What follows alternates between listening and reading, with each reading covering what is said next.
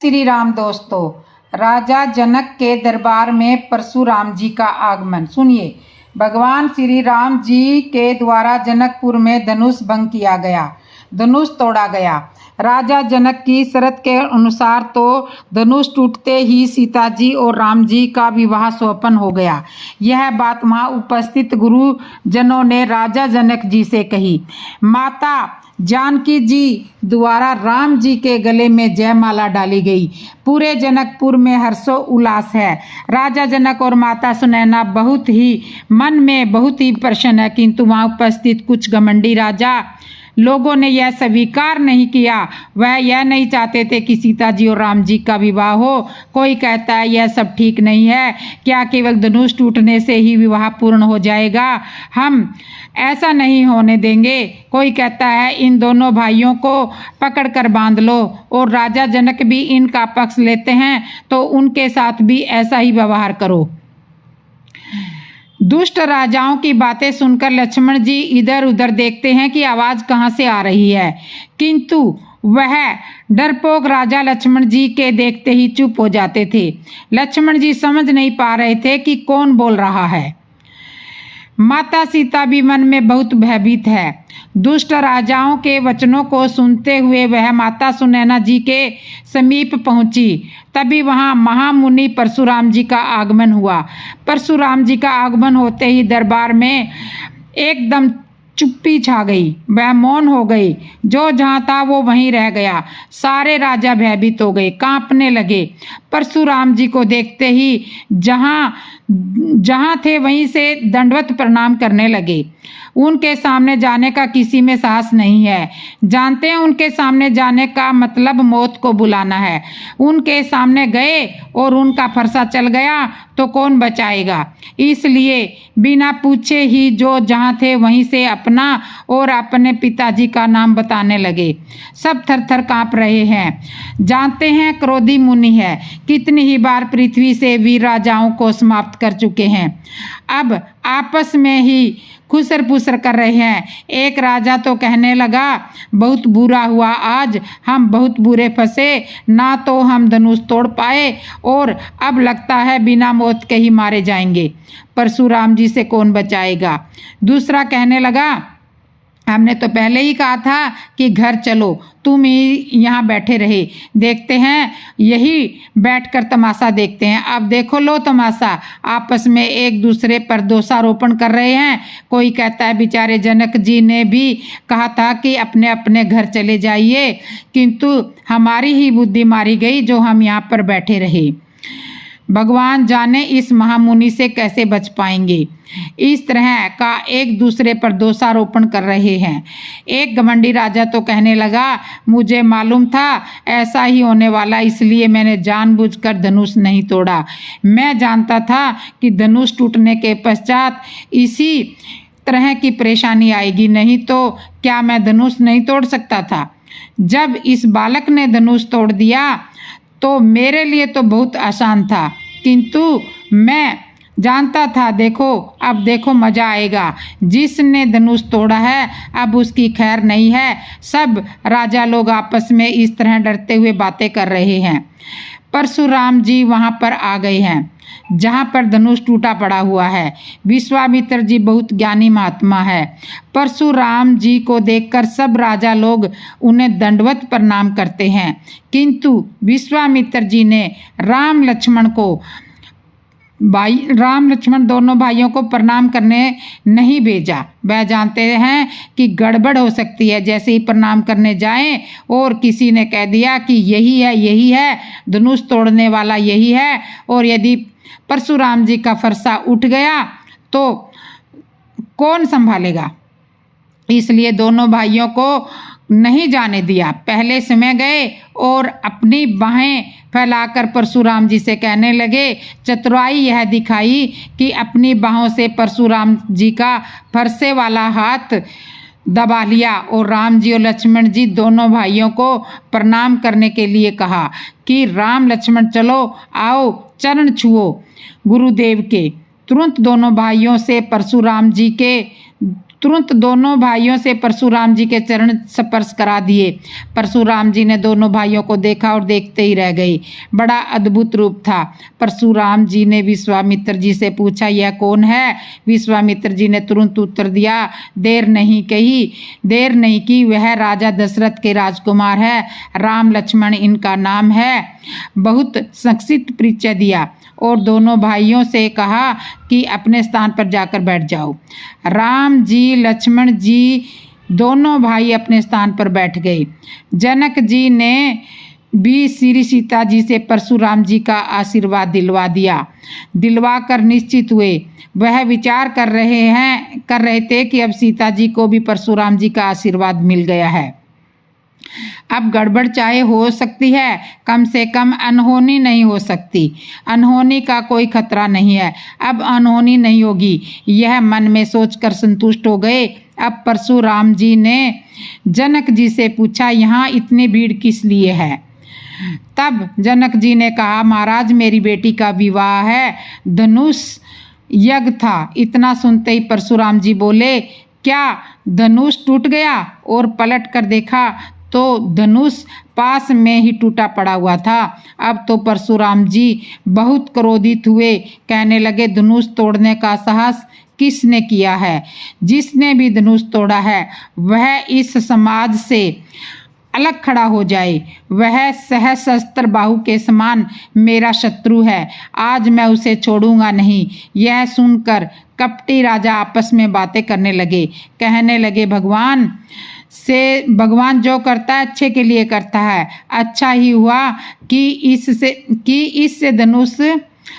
हुआ कि हमसे धनुष नहीं टूटा। यदि हम धनुष तोड़ देते तो इनसे कैसे बच पाते? इनसे सुलझना तो बहुत मुश्किल था। भगवान ने अच्छा ही किया, हमसे धनुष नहीं टूटा। भगवान को प्रणाम कर रहे हैं, कुछ दम्भी कपटी राजा बातें कर रहे हैं। भगवान को प्रणाम कर रहे हैं, कुछ दम्भी कपटी राजा आपस में बातें कर रहे हैं। अब आएगा मजा और बुलाओ राजाओं को और तड़वाओ धनुष। अब देखो क्या तमाशा होने वाला है। भगवान श्री राम जी ने देखा कि परशुराम जी के प्रश्नों का कोई उत्तर नहीं दे रहा है। जनक जी चुपचाप खड़े हैं तो राम जी सहज रूप से उठ खड़े हुए और कहने लगे, महाराज इस धनुष को तोड़ने वाला कोई आपका दास ही रहा होगा, सेवक ही रहा होगा।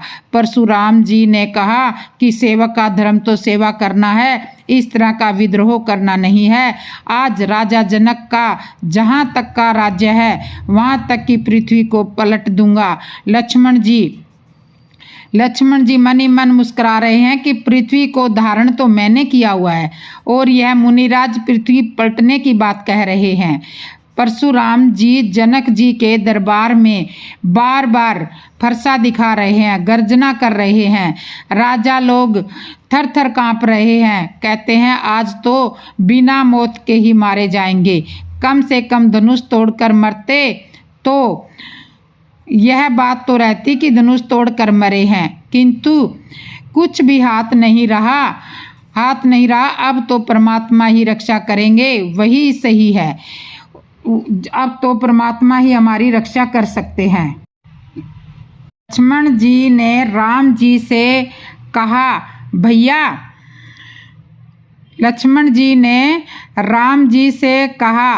भैया आपकी अनुमति हो तो मैं इन मुनिराज से बात करूं। राम जी ने कहा, क्यों, तुम इनसे बात क्यों करना चाहते हो? लक्ष्मण जी ने कहा कि कारण है, यह आपकी बात को समझ नहीं पाएंगे और इनकी भाषा आप बोल नहीं पाओगे। इनकी भाषा का जानकार मैं ही हूँ, इनके प्रश्नों का उत्तर मैं दे सकता हूँ। आपकी अनुमति हो तो मुझे कुछ बोलने की अनुमति दीजिए। परशुराम जी को क्रोधित होते देखकर लक्ष्मण जी मन ही मन विचार करने लगे, गुरुजी अच्छे देश में ले आए। अभी कुछ देर पहले तो एक महाशय कह रहे थे कि कोई इस धनुष को तोड़ नहीं पा रहा है, और जब धनुष प्रभु के द्वारा धनुष तोड़ दिया गया तो अब यह महाशय नाराज हो रहे हैं, इसे क्यों तोड़ दिया, किसने तोड़ दिया? इस देश में धनुष के सिवा और कोई दूसरी बात नहीं है। राम जी से आज्ञा लेकर लक्ष्मण जी खड़े हुए और परशुराम जी से बोले, बाबा आप क्यों नाराज हो रहे हो? परशुराम जी ने कहा, देखते नहीं हो यह धनुष किसी ने तोड़ दिया है। लक्ष्मण जी ने कहा कि क्या यह धनुष आपका है? परशुराम जी बोले, यह धनुष आपका है? परशुराम जी बोले, नहीं, यह हमारे गुरु भगवान शंकर जी का धनुष है। लक्ष्मण जी ने कहा, क्या आपको भगवान शंकर ने इसको दिया था? परशुराम जी ने कहा, नहीं, मुझे नहीं दिया था, राजा जनक को दिया था। लक्ष्मण जी ने कहा कि जब यह धनुष आपका नहीं है, भगवान शंकर ने आपको यह नहीं सौंपा था, यह राजा जनक को दिया था, जनक जी को दिया था, और जनक जी ने इसे तोड़वा दिया, तो आप क्यों क्रोधित हो रहे हो? परशुराम जी को लगा कि बच्चा बात तो सही कह रहा है। लक्ष्मण जी ने कहा कि हमने बचपन से लेकर आज तक कितने ही धनुष तोड़े हैं, पहले तो कभी आप आकर इस तरह नाराज नहीं होते। परशुराम जी ने कहा, अरे मूर्ख बालक, क्या इस धनुष को तू साधारण धनुष समझता है? लक्ष्मण जी ने कहा, धनुष सब एक समान ही होते हैं, सब धनुष प्राण लेने का ही काम करते हैं, जीवन दान कोई नहीं देता। और मैं जानता हूँ आपके साथ विडंबना दूसरी है, आपको इस धनुष के प्रति ममता है, और महाराज ममता ही दुख का कारण है, बिना ममता के दुख नहीं होता। लक्ष्मण जी की इस तरह की बातें सुनकर परशुराम जी और क्रोधित हुए, बोले, अरे मूर्ख बालक, तू मेरे स्वभाव को नहीं जानता है।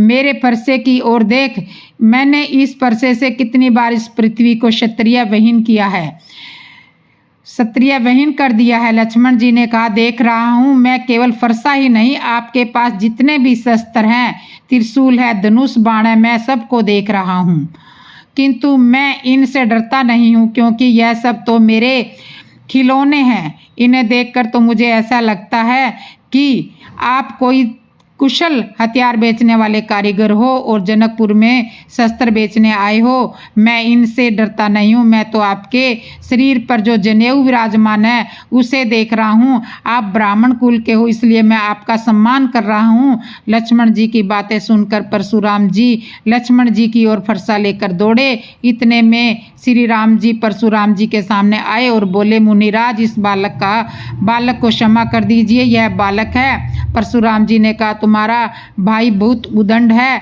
राम जी ने कहा, आपको भी थोड़ा अपनी वेशभूषा का ध्यान रखना चाहिए था, आप इस तरह अस्त्र शस्त्र दिखाकर धमकाना चाह रहे हो, इसलिए यह थोड़ा सा उदंड हो रहा है। यदि आप अपनी मर्यादा में रहते तो यह आवश्यक आपका सम्मान करता। हम क्षत्रिय हैं, हम काल से भी नहीं डरते, और आप इसे फरसा दिखा करके डराना चाह रहे हो। परशुराम जी बोले, तू भी अपने भाई की तरह ही टेढ़ा है। उधर लक्ष्मण जी परशुराम जी की बातें सुनकर मंद मंद मुस्करा रहे हैं। परशुराम जी ने कहा राम जी से, देख, तेरा भाई अभी भी कुटिलता पूर्ण मुस्कुरा रहा है, इसे मेरी आंखों से दूर कर दो, नहीं तो आज मेरा फरसा चल जाएगा। लक्ष्मण जी फिर खड़े हुए और बोले, चला दीजिए फरसा, काट दीजिए मेरे सिर को। माता का सिर काटकर तो आप अपने पिता के ऋण से उत्तीर्ण हो ही चुके हो, हमारा सिर काटकर अपने गुरु के ऋण से उत्तीर्ण हो जाइए। इतना सुनते ही परशुराम जी फरसा लेकर दौड़े। अब इस बालक को कोई नहीं बचा सकेगा। तभी राम जी आगे बढ़े और कहा, महाराज, आपको फरसा चलाना ही है, सिर काटना ही है तो मेरा काट दीजिए, क्योंकि अपराधी मैं हूँ, धनुष मैंने तोड़ा है। जैसे ही परशुराम जी ने अपने फरसे की ओर हाथ बढ़ाने लगे, किंतु उनका हाथ उठ नहीं रहा। विचार करने लगे, यह हाथ की शक्ति कहाँ चली गई। ध्यान आया, यह शक्ति कहाँ से आई, कहाँ गई थी। यह तो भगवान से प्राप्त हुई थी, क्या यह वापस वहीं पर चली गई है क्या।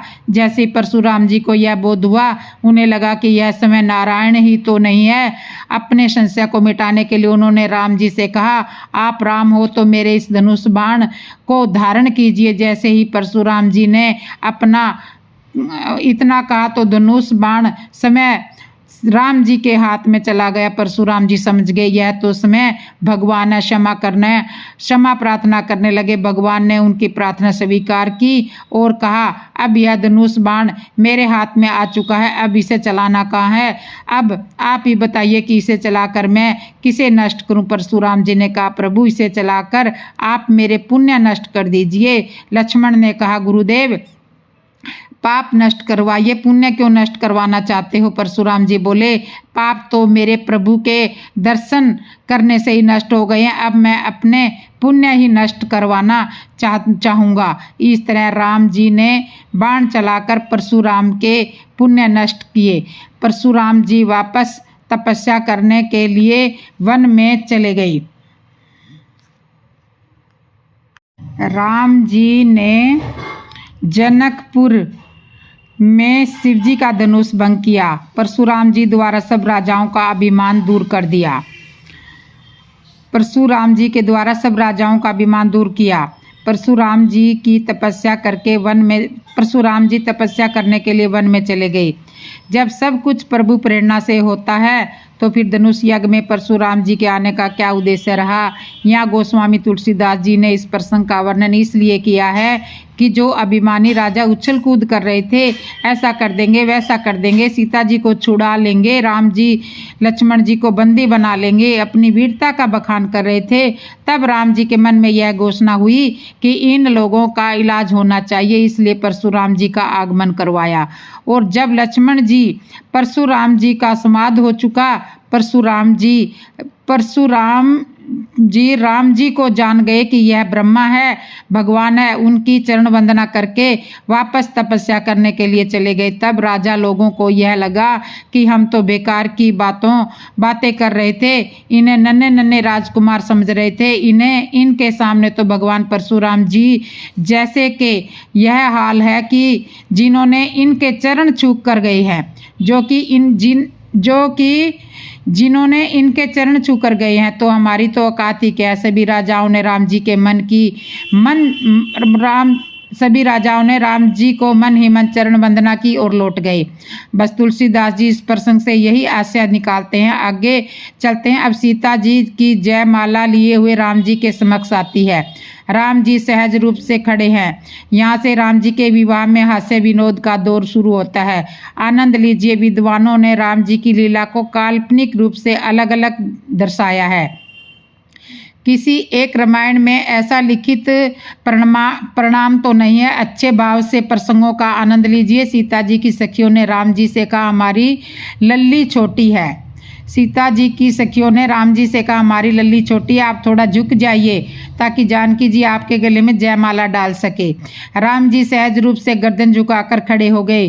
सीता जी की एक सखी ने व्यंग करते हुए कहा, देखो देखो, बड़े आश्चर्य की बात है, आज तक हमने सुना था कि किसी रघुवंशी ने अपना सिर नहीं झुकाया, तो आज अभी इनके छोटे भाई कह रहे थे कि रघुवंशी कभी सिर नहीं झुकाते हैं, तो यह देखो हम देख रहे हैं कि रघुवंश शिरोमणि कैसे सिर झुकाए खड़े हैं। दूसरी सखी कहती है, अपने मतलब के लिए तो अच्छे अच्छे सिर झुका लेते हैं। यह बात लक्ष्मण जी ने सुनी। राम जी से कहा, भैया सीधे सीधे खड़े हो जाओ, रघुवंशियों का सिर झुकना नहीं चाहिए। राम जी सीधे खड़े हो गए। सीता जी की सखियों में से किसी एक ने कहा, सिर तो तुम्हें झुकाना ही पड़ेगा, यह ससुराल है, यहाँ अच्छे अच्छों का सिर झुक जाता है। लक्ष्मण जी ने कहा, झुक जाता होगा, हमारे राम जी नहीं झुकाएंगे, इन्होंने कभी अपना सिर नहीं झुकाया। सखियों ने कहा कि क्या इनके पहले भी कोई विवाह हो चुके हैं जो तुम अपना अनुभव बता रहे हो? लक्ष्मण जी ने कहा, हाँ, हमारे प्रभु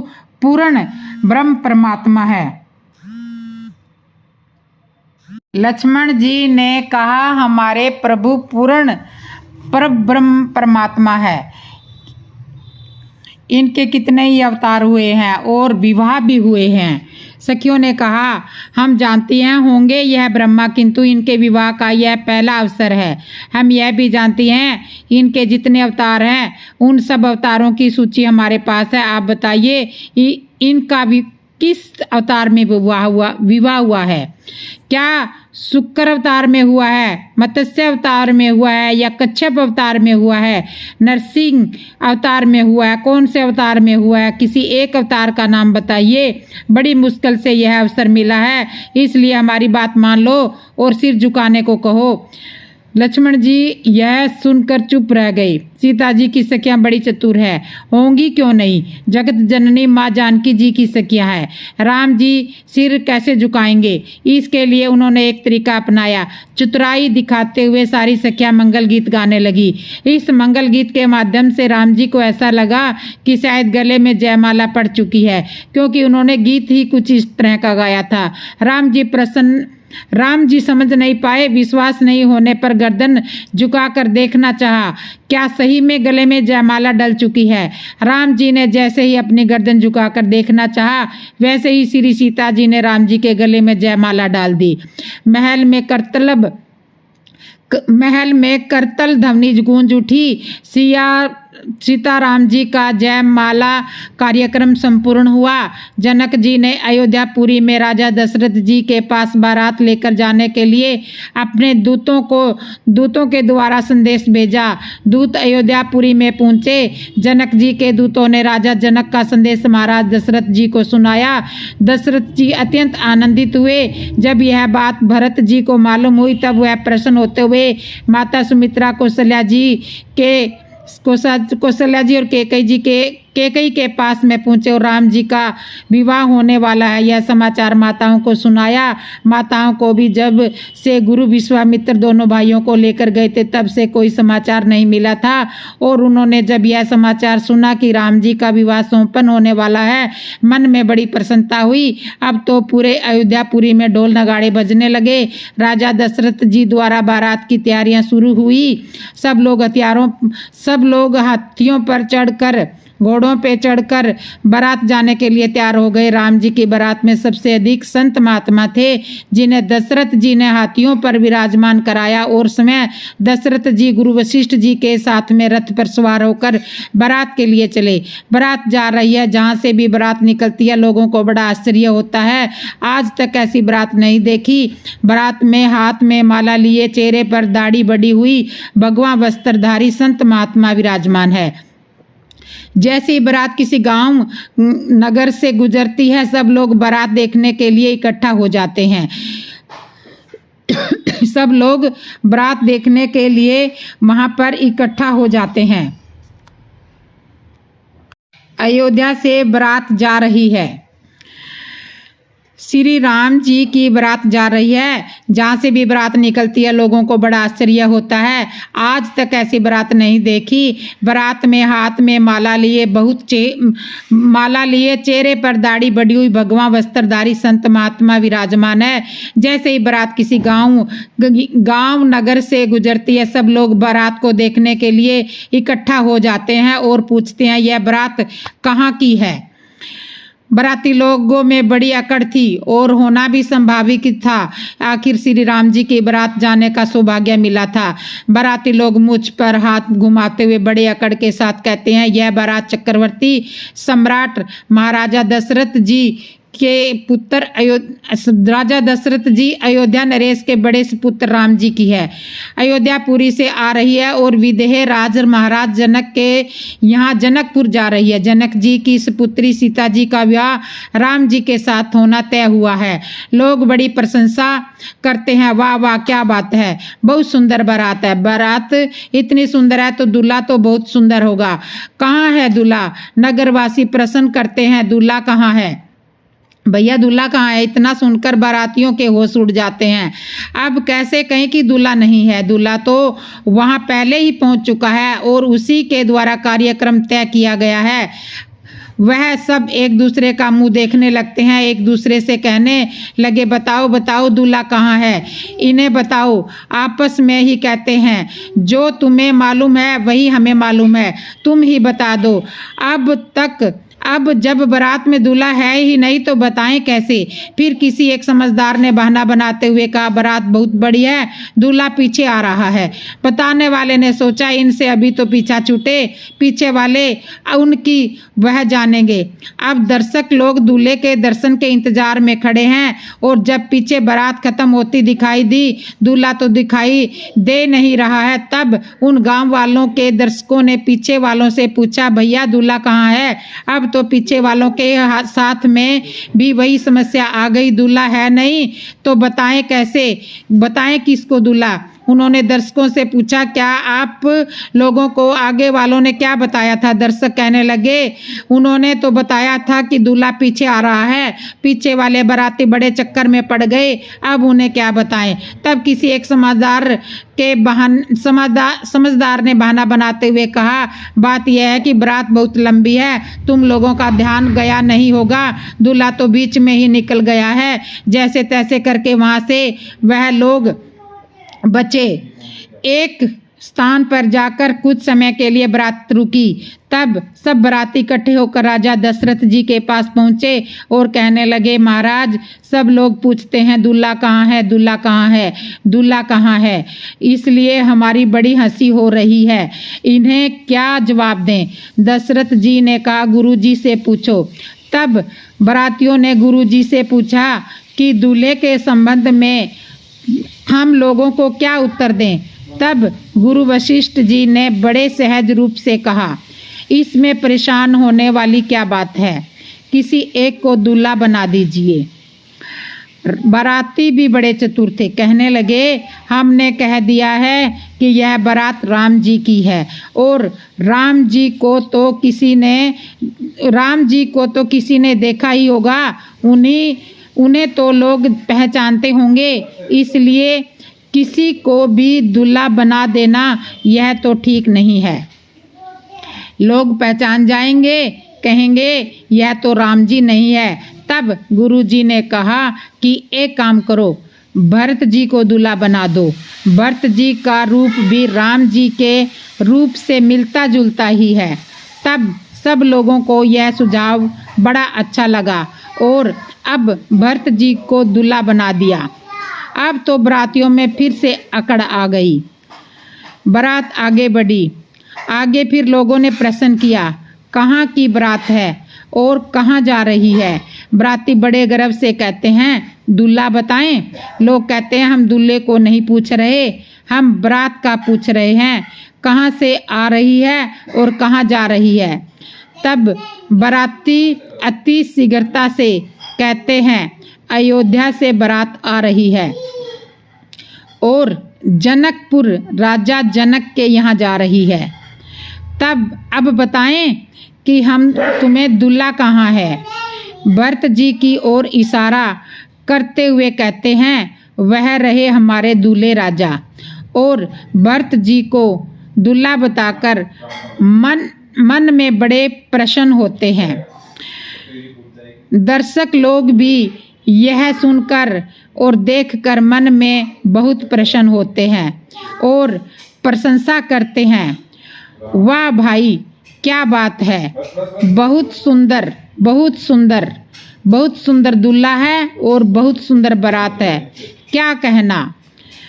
इस तरह से बारात के बारे में सब लोग कहते हैं कि दूल्हा भी बहुत सुंदर है, बारात भी बहुत सुंदर है, क्या कहना दूल्हे का और बारात का। तो इस तरह से प्रशंसा करते हैं। सकल सुमंगलदायक रघुनाथ, सकल सुमंगलदायक रघुनायक गुणगान, सादर सुनहि ते तरही भव सिंधु बिना जलयान। और इस तरह से राम जी की बारात जनकपुर पहुंच जाती है और रास्ते में लोगों ने बहुत सारे सवाल जवाब करे। उनका बारातियों ने बराबर जवाब देते हुए आगे जनकपुर की ओर बढ़ते चले जा रहे हैं। तो आज की कथा को यहीं पर विश्राम करते हैं। आपको हमारी कथा कैसे लगी ये कमेंट करके ज़रूर बताना और कमेंट में जय श्री राम ज़रूर लिखना और कथा को शेयर भी ज़रूर कर देना। कथा को शेयर भी ज़रूर कर देना और आपको किस तरह की कथा सुननी है ये भी कमेंट में ज़रूर बता देना। और जो मेरे चैनल पे पहली बार आए हो, चैनल को जिसने अभी तक सब्सक्राइब नहीं किया वो सब्सक्राइब करना और लाइक करना, कमेंट करना और बेल आइकन बटन तो ज़रूर दबा लेना और कथा को शेयर करना बिल्कुल भी मत भूलना। और आपको किस तरह की कथा सुननी है ये भी कमेंट में आप लिख के अपना सुझाव दे सकते हो। और कमेंट में एक बार जय श्री राम, हर हर महादेव, राधे राधे, जय सीताराम कुछ भी लिख करके आप कमेंट में ये ज़रूर लिख दीजिए और एक बार जोर से बोलिए जय श्री राम, जय श्री राम, जय श्री राम। हर हर महादेव, हर हर महादेव। राधे राधे। जय श्री कृष्णा, जय श्री कृष्णा, जय श्री राम, जय श्री राम। हर हर महादेव, हर हर महादेव। जय श्री राम, जय श्री राम, जय श्री राम, जय श्री राम।